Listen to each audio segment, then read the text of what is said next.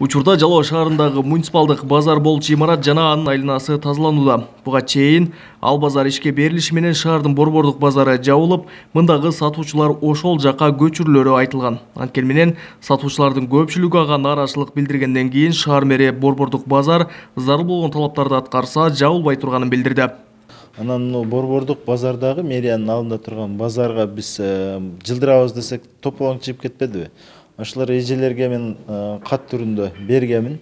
Санитардык абалды, пожардык нормаларды сактасаңыздар, биз сиздерге тийишпейбиз дегенде кылыпчы. А бирок азыркы күнгө чейин санитардык абалдагы, пожарный безопасность жагы дагы каралбай атат да. Биз буну менен эл каршы чыгабы чыкпайбы, биз өзүбүздүн ишибизди токтотпойбуз, улантып беребиз. Борбордук базарды ошо эски тамеки заводунун ордуна кылабыз.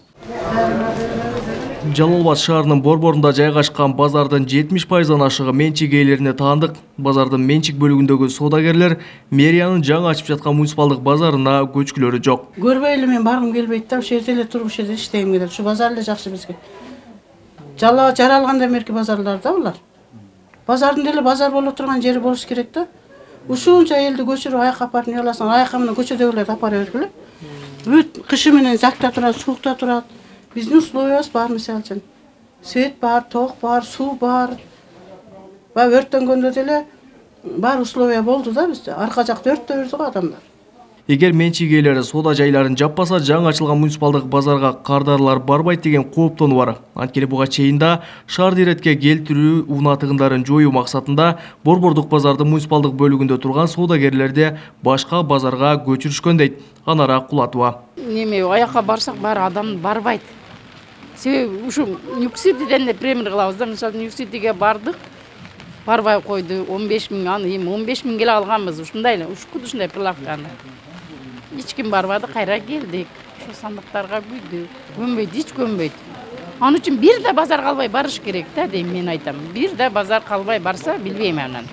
Эмнеге общем токтобой машиналар. Эми бу жерде токтотпойбуз деп атат, бирок баары бир неме да. Мисалы үчүн частныйлар кетпейт. Мына катар полный частный. Аркабыз частный. Биз жерде мынерден 8 места, мынерден Ташкент, ушул жерлерди көчүрөбүз деп атат, 100 сом. Анан калган базарга келип кыла берет да.